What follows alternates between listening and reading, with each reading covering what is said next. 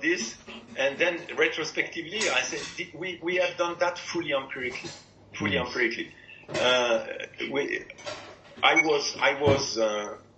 built a team. There was a sociologist, there was agronome. Thierry and myself were health physicists or radiation protectionists. There was a guy who was more on, sociology. And we really worked very empirically. And, I discovered, this is only a few years ago when we started to work on the ethics of radiological protection, that I discovered finally this, all the debates in the German philosopher about and sociologue about the role of the dialogue, the role of being more inclusive and so on and so on. But at that time, I had no clue about that. And we were never touching that. It was very empirical. We could spend some time to explain you the process, how finally we discovered the way to interact with people and to work with people and so on. It was really working on, how to say that, it was trying things and analyzing, understanding what was not working well and adapting things and so on. It was just a process like this. There was no theory in the back of that. Nothing. So very trial and error in that sense. So quite trial and error, seeing what works. Yeah. Trial and error. Yeah, that's exactly. I have many anecdotes I could use to illustrate. I thought one time, if I have time, I will write all this and try to write a book or something, because it's very interesting. The way we have approached the people, the way they have reacted, and how we have progressively changed our attitude. Because clearly speaking, we arrived there as experts. Sure. And the people, we were seen as experts, so the people were turning to us and say, okay, what do you think about this? What do you think we should leave the village? Do you think that it is safe to live there? What about the future health of the children? And basically, we had no clue. We had no way to answer. Sure. I mean, to be frank, we said, we don't know. So can you imagine? You are seen as an expert, and people say, okay, what about this? What about that? And you say, I don't know. No. And so this is, then you have how to gain the trust of people in such a situation, how to move with them. It has been a long process, we worked in the same village during 5 years. Can you imagine? During 5 years, we have been there 4 times a year. So we went 20 times in this village, and each time it was for about a week to 10 days. Altogether, we were 10 people. So can you imagine? It was a huge effort, and we have, the project advanced step by step, little by little, adapting things. And at the end, we end up with. In fact, we stopped the project because we thought it was.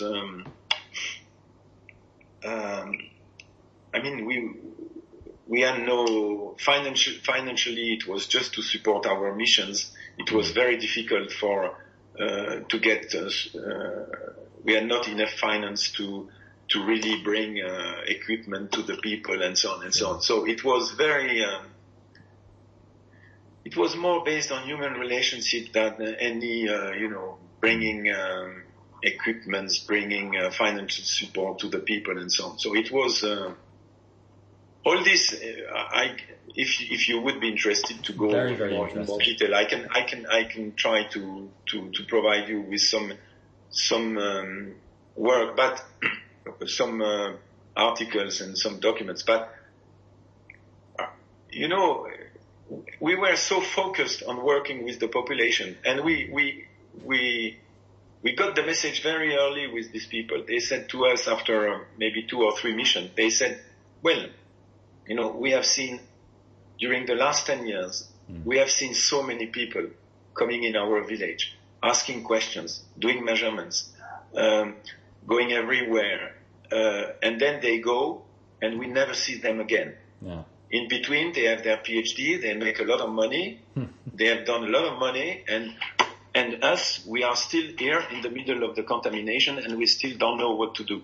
Yeah. And we got this message very clearly, and we decided not to write anything, not to use the situation for as a normal, normally experts. So the first paper on this experience was published in Health Physics. I think it was after 5 years, something like that. And we rarely wrote papers.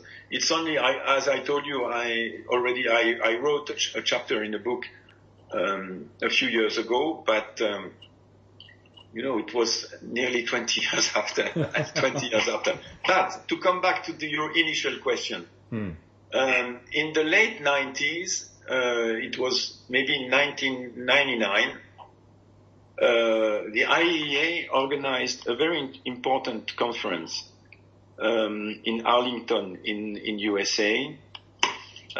This was, I think the title was radioactive residues in the environment or something like that. Sure. And it was the first international conference on the legacy of the past.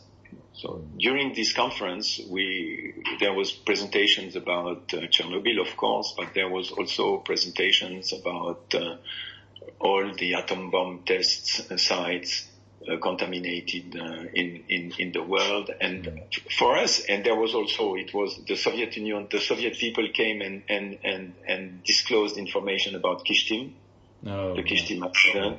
So it was a really great conference, very good, very informative.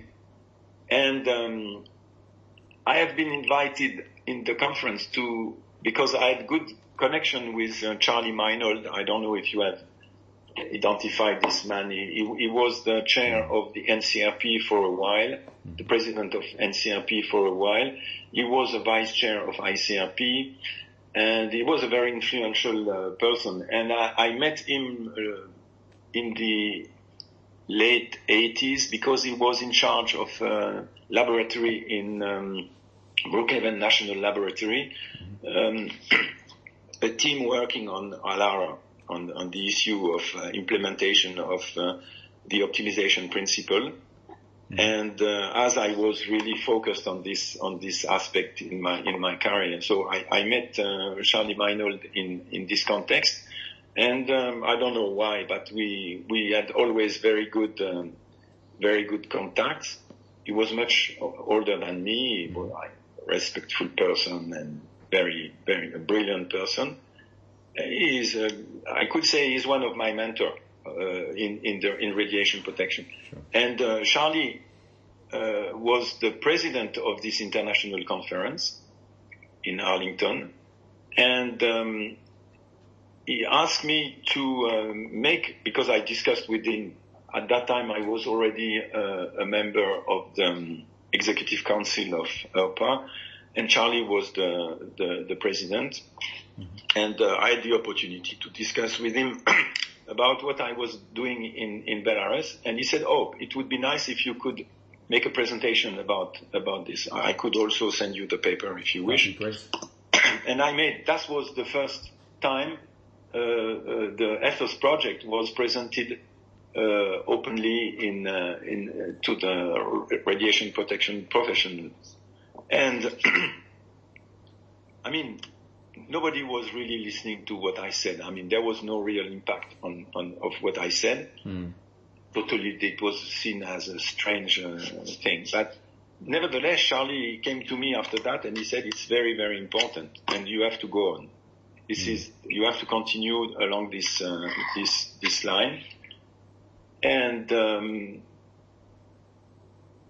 then because of this positive appreciation of Charlie Marinol.